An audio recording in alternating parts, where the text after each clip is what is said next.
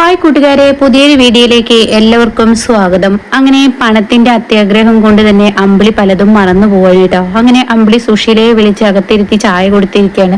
അപ്പൊ ആന്റി, അച്ഛൻ എന്തായാലും ഇപ്പൊ വരും, അച്ഛൻ വന്നതിന് ശേഷം കാര്യങ്ങൾ സംസാരിക്കാം. ആയിക്കോട്ടെ അമ്പിളി എന്നൊക്കെ പറയുന്നുണ്ട് കേട്ടോ. എന്തായാലും നീ കുറച്ച് സാമർത്ഥ്യം കാണിച്ചോ നിന്റെ കുഞ്ഞിന് എന്നൊക്കെ പറയുമ്പോൾ അമ്പിളി അതിന് വഴങ്ങുന്നു കേട്ടോ. അപ്പോഴാണ് പുറത്തു നിന്ന് വിളി വരുന്ന മോളെ അമ്പിളി എന്ന് കേട്ടോ. ആ വിളി കേട്ട ഉടനെ ഓടിക്കൊണ്ട് അച്ഛൻ വന്നിട്ടുണ്ട് ആന്റി എന്ന് പറഞ്ഞിട്ട് പോവാണ് കേട്ടോ. അങ്ങനെ അച്ഛന്റെ അരികിലോട്ട് എത്തുമ്പോൾ മോളെ അമ്പിളി, ഇവിടെ ആരോ വന്നിരിക്കുന്നത്, ചെരുപ്പ് പുറത്ത് കിടക്കുന്നുണ്ടല്ലോ എന്ന് പറയുമ്പോൾ അമ്പിളി ഇങ്ങനെ സുശീലയുടെ മുഖത്തോട്ട് നോക്കാൻ കേട്ടോ. ഇങ്ങനെ സുശീലയെ കണ്ടോടെ തന്നെ അത് മാഷിനെ അംഗീകരിക്കാൻ കഴിയില്ല കേട്ടോ. അപ്പോഴേക്കും മാഷ് തന്റെ കൈ പിറകിലോട്ട് അങ്ങ് കെട്ടി ദേഷ്യത്തോടു കൂടി സുശീലയുടെ മുന്നിലോട്ട് വന്നിരിക്കുകയാണ്. എന്തിനാ സുശീല ഈ വഴി വന്നിരിക്കുന്നത്?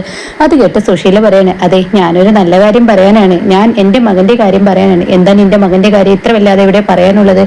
അത് കേട്ട സുശീല പറയണേ, കടയുടെ കാര്യം പറയാൻ വേണ്ടിയാണ് ഞാൻ വന്നത്. അത് കേൾക്കുന്ന അമ്പിളി പറയണ, അച്ഛ സുശീലാന്റി വെറുതെ ഒന്നല്ല വന്നത്, നമ്മുടെ അനുപമയുടെ കടയുണ്ടല്ലോ, ആ കട 25 ലക്ഷത്തിനാണ് വാങ്ങിയതെങ്കിൽ അത് 50 ലക്ഷത്തിന് വാങ്ങാനുള്ള പരിപാടിയാണ് വന്നത് എന്നുള്ള സത്യക്ക് ഇങ്ങനെ വെളിപ്പെടുത്തണം കേട്ടോ. അപ്പൊ അത് കേൾക്കുമ്പോ ആഹാ സുശീല അത് കൊള്ളാലോ, 50 ലക്ഷം അപ്പൊ ആ കടക്ക് വരുമാനം ഇപ്പോഴത്തെ സാമ്പത്തിക സ്ഥിതി വെച്ച് അതിലുണ്ട് എന്ന് സുശീലക്ക് മനസ്സിലാക്കാൻ കഴിഞ്ഞത് വലിയ കാര്യം.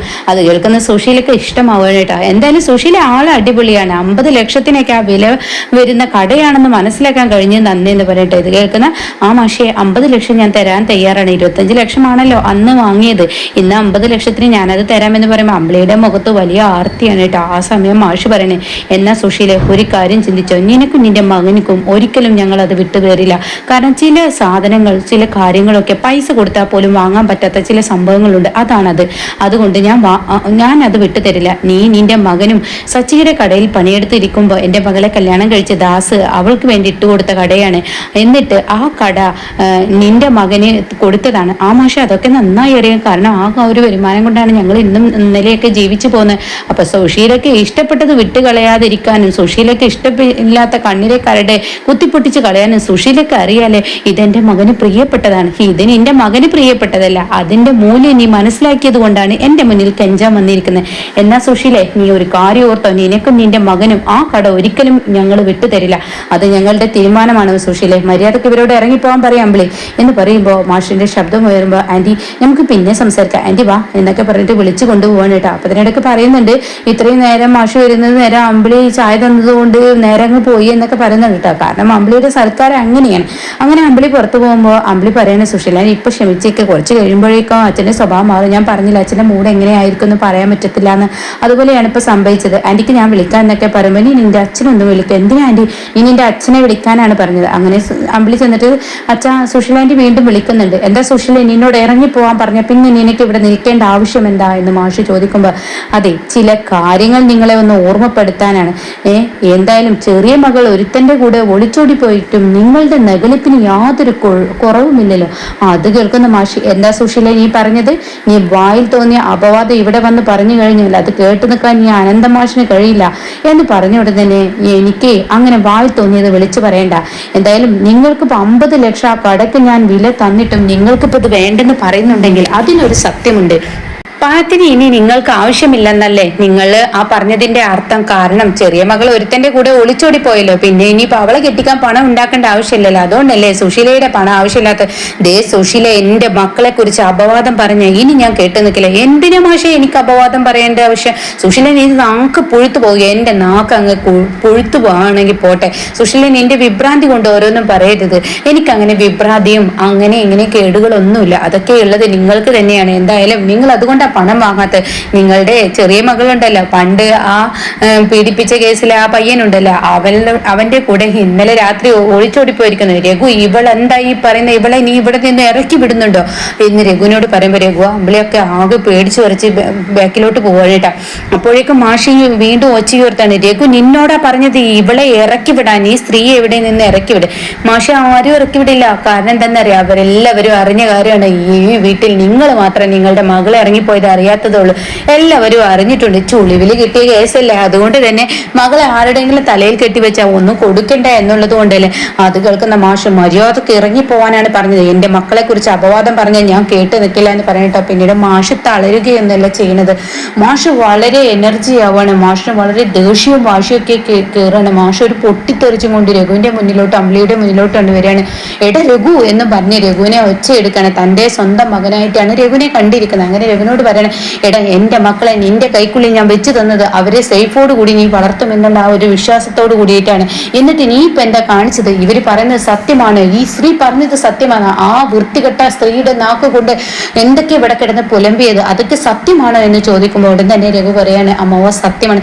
എന്നിട്ട് എന്താടാ നീ എന്നോട് ഇത്രയും നാളും പറയാതിരുന്നത്? മര്യാദക്ക് പറയടാ, എന്റെ മകൾ എന്ന് ഒരുത്തന്റെ കൂടെ ഒളിച്ചോടിപ്പോയിന്ന്. അത് കേട്ട ഉടനെ രഘു പറയണേ, അത് പിന്നെ എന്ന് പറയണ കേട്ടോ. അപ്പോൾ പുഴക്കര അമ്പലത്തിൽ ഞാൻ ഉണ്ടായിരുന്നു.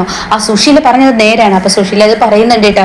മാഷേ, നിങ്ങളൊരു കാര്യം ചിന്തിച്ചോ? പുഴക്കര അമ്പലത്തിൽ നിങ്ങളുടെ മകൾ താലി ചാർത്തുന്ന സമയത്ത് നിങ്ങളവിടെ ഉണ്ടായിരുന്നു, സാക്ഷിയായി അച്ഛൻ. സാക്ഷിയില്ലെങ്കിൽ ആ ഒരു ഭാഗത്ത് അച്ഛന്റെ സാമീപ്യം ഉണ്ടായിരുന്നു, അത് നിങ്ങൾ മനസ്സിലാക്കിയാൽ നന്നു എന്നിങ്ങനെ പറയുമ്പോൾ ഉടൻ തന്നെ സുശീലയോട് പറയുന്നുണ്ട്, പുഴക്കര അമ്പലത്തിലോട്ട് ഞാൻ പോയത് ദൈവവിഗ്രഹം കൊണ്ടുവെക്കാനാണ്. എന്റെ ഈ പുഴുത്ത നാക്ക് ഞാൻ ഉണ്ടല്ലോ എന്നൊക്കെ എങ്ങനെ പറയാം. ആയിക്കോട്ടെ, എന്റെ പുഴുത്ത നാക്ക് ആയിക്കോട്ടെ എന്നൊക്കെ ഇങ്ങനെ പറയുന്നത്. ഞാൻ പറയുന്നത് സത്യമാണെന്ന് പറയുന്നത് കേട്ടോ. അപ്പൊ ഈ സത്യം രഘുവിനോട് പറയുമ്പോൾ രഘു പറയണേ, അന്ന് അവിടെ അമ്മാവൻ ഉണ്ടായിരുന്നു, അത് സത്യം തന്നെയാണ്. എന്നിട്ട് എന്തിനാടാ നീ എന്നോട് ഇങ്ങനെ ഇത്രയും കാര്യങ്ങൾ മറച്ചു വെച്ചത്? അതൊക്കെ കേട്ടോ അമ്പിളി ഇങ്ങനെ ദോഷ്യഭാവം അമ്പിളിക്ക് വരുന്നുണ്ട് കേട്ടോ. എന്തിനും എന്റെ ഭർത്താവിനെ ഇങ്ങനെ ഒച്ചയെടുക്കുന്ന എന്ന ഭാവത്തിൽ ഇങ്ങനെ അമ്പിളി നിൽക്കണം. മൊത്തത്തിൽ മാഷിനെ അമ്പിളി വെറുത്തിരിക്കുന്നു.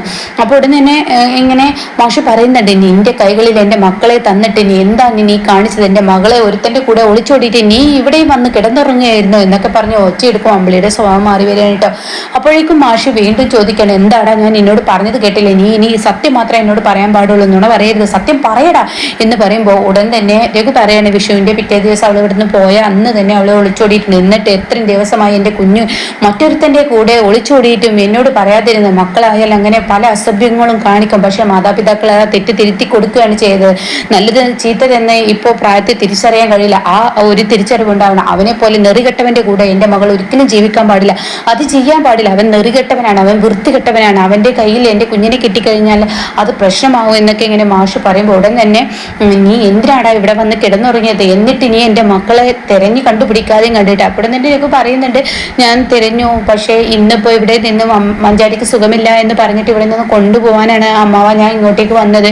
പറയാൻ പറ്റാത്ത ഒരു സാഹചര്യമായി പോയി, അപ്പോൾ അതുകൊണ്ടാണ് എന്നൊക്കെ പറയുമ്പോൾ ഉടൻ തന്നെ, എന്ത് സാഹചര്യം? എല്ലാവരെയും കൂടി കല്യാണം ക്ഷണിക്കുന്നത് പോലെ ക്ഷണിച്ച് പറയേണ്ട കാര്യമാണോ ഇത്? എല്ലാവരുടെയും മുന്നിൽ വെച്ച് പറയേണ്ട കാര്യമാണോ? നീ എന്നോട് നേരത്തെ പറയേണ്ടിയിരുന്നല്ലോടാ എന്നൊക്കെ പറഞ്ഞ് രഘുവിനെ വഴക്ക് പറയുമ്പോൾ അമ്പിളി പറയണേ, അതെ എന്റെ ഭർത്താവിനെ അച്ഛൻ എന്തിനാ വഴക്ക് പറയണത്? ഇതേ വഴക്ക് പറയണ അനുപമയെ വഴക്ക് പറയണ. അനുപമക്ക് 25 ലക്ഷത്തിന്റെ വീട് വാങ്ങിക്കൊടുത്തിട്ട് അതിൽ കൊണ്ടുപോയി നിർത്തിയതല്ല അച്ഛൻ, അവിടെ ഉണ്ടായതല്ലേ. അത് കേൾക്കുന്ന മാഷൊന്ന് പതറിയിട്ടോ. എന്നിട്ട് അമ്പിളി പറയണ, ആ വീട്ടിൽ നിന്നിട്ടല്ലേ അവള് ഓടിപ്പോയത്?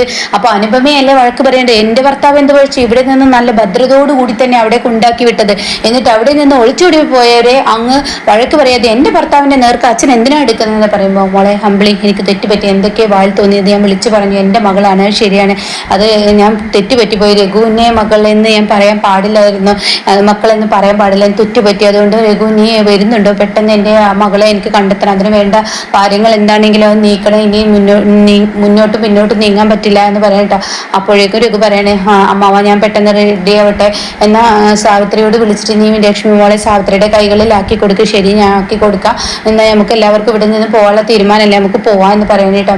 അങ്ങനെ പിന്നീട് അമ്പിളിയുടെ വൃത്തികെട്ട സ്വഭാവം പുറത്തു വന്നിരിക്കുകയാണ്. എന്നാൽ ഈ സമയം ഇപ്പുറത്താണെങ്കിലും മഞ്ചാടി ജീവരാജ് ഇങ്ങനെ ഇരിക്കുകയാണ്. അപ്പോൾ ജീവരാജ് പറയണേ, എൻ്റെ വീട്ടിലോട്ട് പോകാനുള്ള തീരുമാനമാണ്. അപ്പോൾ അവിടെ മുരുകൻ പറയുന്നുണ്ട്, അത് നടക്കത്തില്ലല്ലോ, കാരണം ഈ മഞ്ചാടിയുടെ ആളുകളെല്ലാം അവിടെ ഉണ്ടെന്നുള്ള സത്യത്തിലെ പറഞ്ഞത്. അപ്പൊ ആ നോക്കുന്നവരും പറയാണ്, ശരിയാണ്, ഇവര് പറഞ്ഞല്ലോ, അപ്പൊ നിങ്ങൾ എങ്ങനെ പോകുമെന്ന് പറയുമ്പോൾ എന്തായാലും താലി കെട്ടി ആ ഒരു ഇത് വെച്ചിട്ട് അച്ഛന്റെയും അമ്മയുടെയും മുന്നിൽ കാര്യങ്ങൾ ചെന്ന് പറയാൻ പോകും വഴി ഒരു അമ്പലത്തിൽ താലി കെട്ടെ, അല്ലെങ്കിൽ ഒരു താലി എടുത്ത് കഴുത്തിൽ കെട്ടെ, അങ്ങനെ എന്തെങ്കിലും ചെയ്ത് അച്ഛനെ അമ്മയെ വിശ്വസിപ്പിച്ച് അവരെന്നെ സ്വീകരിക്കുക എന്നൊക്കെ ഇങ്ങനെ പറയാനിട്ട്. അപ്പൊ അത് കേൾക്കുന്ന നിങ്ങൾക്ക് അത്ര വിശ്വാസമാണെങ്കിൽ അതാണ് നല്ലത്. അപ്പൊ മഞ്ചാടി പറയണം, ഇവിടെ നിന്ന് ഒരു കാര്യവും നടക്കത്തില്ല, അതുകൊണ്ട് തന്നെ ടൗണിലോട്ട് പോകാനേ നല്ലത്, അതുകൊണ്ട് നമുക്ക് പോവാം എന്ന് പറഞ്ഞിട്ട് തീരുമാനം എടുക്കുക. അപ്പോൾ മുരുകൻ പറയണേ, ശരിയാണ്, പറയാണ്, എന്നാൽ ഞാൻ വെള്ളത്തിൽ നിന്ന് ഇവിടെ നിങ്ങൾ കയറ്റി കൊടുക്കില്ല, ആ കയറ്റി കൊടുക്കുക, എന്നാൽ അപ്പുറത്ത് ഞാൻ വണ്ടി അപ്പം റെഡിയാക്കി വെച്ചിട്ടുണ്ടാവും, അതിലോട്ട് കയറുക, പിന്നെ നിങ്ങളുടെ വീട്ടിലോട്ട് പോവുക. അപ്പോൾ ഉടനെ തന്നെ അല്ല ഇനി മുരുക നീ പറഞ്ഞതുപോലെ മഞ്ചാടിയുടെ ആളുകൾ അവിടെ ഉണ്ടാവുമോ? അത് കേട്ടോടെ തന്നെ ഇപ്പുറത്തെ മഞ്ചാടി പറയണം അതൊന്നും ഉണ്ടാവത്തില്ല. അപ്പോൾ ജീവരാജ് പറയാം അതും ഉണ്ടാവത്തില്ല, കാരണം അന്ന് വിവാഹം കഴിഞ്ഞു എന്നറിഞ്ഞതിലാണ് അങ്ങോട്ടേക്ക് വന്നു എന്നറിയാൻ വേണ്ടിയിട്ടാണ്, ഇനി അവരവിടെ ഉണ്ടാവത്തില്ല എന്ന് പറയട്ടോ. അങ്ങനെ ഇവർ ഇവിടെ നിന്നും പുറപ്പെടുന്നു. ഇതേ സമയം ഇങ്ങനെ ഇന്ദ്രൻ വന്നിട്ട് രവിയോടും അതുപോലെ ഇപ്പുറത്തെ ഹർഷയോടും ഇങ്ങനെ പറയാണ്, ഇങ്ങനെ ആ മഞ്ചാടിയെ കുറിച്ച് പറയാനും വേണ്ടിയിട്ടാണ് ഞാൻ അനുപമയെ കാണാൻ പോയത്. ഒരിക്കലും അനുപമയിൽ നിന്ന് ഒന്നും വാങ്ങാനോ ചോദിക്കാനോ ഒന്നും തന്നെ ആയിരുന്നില്ല. അവളുടെ മാനസികാവസ്ഥ എങ്ങനെയെന്ന് അറിയാനും അവൾക്ക് കുഴപ്പമില്ലെന്ന് അറിയാനും അവള് ഇനിയിപ്പോൾ ഈ സത്യങ്ങൾ അറിഞ്ഞിട്ടില്ലെങ്കിൽ അതൊന്ന് അറിയിച്ചു കൊടുക്കാൻ വേണ്ടി പോയതാണ്, എന്നോട് ഗോകുൽ പറഞ്ഞ വിവരത്തിനനുസരിച്ച് പോയതാണ് എന്നൊക്കെ ഇങ്ങനെ പറയണേട്ടാ. അപ്പോൾ അവളെന്നെ വഴക്ക് പറയാണ് ചെയ്തത്, അവളെന്നെ ആട്ടി വിടുകയാണ് ചെയ്തത്, അവളുടെ കാര്യത്തിൽ യാതൊരു തീരുമാനം എടുക്കണ്ട എന്നൊക്കെ പറഞ്ഞ് അവൾ വഴക്ക് പറഞ്ഞു എന്നൊക്കെ രവിയോട് പറയാം. അപ്പോൾ ഈ സമയം എൻ്റെ അമ്മ എന്തായാലും അറിയാതിരുന്ന നന്നായി, എൻ്റെ അമ്മ ഇതറിയാണെങ്കിൽ പഞ്ചരത്നത്തിലോട്ട് എൻ്റെ അമ്മ ഇന്ന് പോയിരുന്നെങ്കിൽ ആ സത്യങ്ങൾ വിളിച്ചു പറഞ്ഞിരുന്നു എന്ന് പറയുമ്പോൾ ഹർഷ പറയാം, എന്താ ഇന്ദ്രൻ നീ പറയുന്നത്? നിന്റെ അമ്മ ഒരു സത്യങ്ങൾ അറിഞ്ഞില്ലെന്ന് നീ വിശ്വസിക്കണ്ട, നിന്റെ അമ്മ എല്ലാ സത്യങ്ങളും അറിഞ്ഞിട്ടാണ് പഞ്ചരത്നത്തിലോട്ട് പോയിരിക്കുന്നത്. ഇനിയിപ്പോൾ കട വിട്ടുതരാൻ തയ്യാറല്ലെങ്കിൽ ഈ വെടിക്കെട്ട് അവിടെ പ്രയോഗിക്കാമെന്നും കരുതിയിട്ടാണ് എൻ്റെ അമ്മ പോയതെന്ന് പറയുമ്പോൾ രവിയും ഈ പറയുന്ന ഇന്ദ്രനും ഞെട്ടി നിൽക്കാനായിട്ട്. അപ്പോൾ ഈ സീനിലാണ് എപ്പിസോഡ് നിർത്തിയിരിക്കുന്നത്. അപ്പോൾ സോഷ്യയിലേക്ക് നല്ല കണക്കിന് മാഷിൻ്റെ കയ്യിൽ കിട്ടിയിരിക്കുന്നു. ഇനി മാഷ് മകളെ അങ്ങ് വലിച്ചു കൂട്ടി അടിച്ചു പൊട്ടിക്കുന്ന ആ കിടുക്കൻ സീനാണ് ഇനി നമുക്ക് മുന്നിൽ കാണാനിരിക്കുന്നത് കേട്ടോ.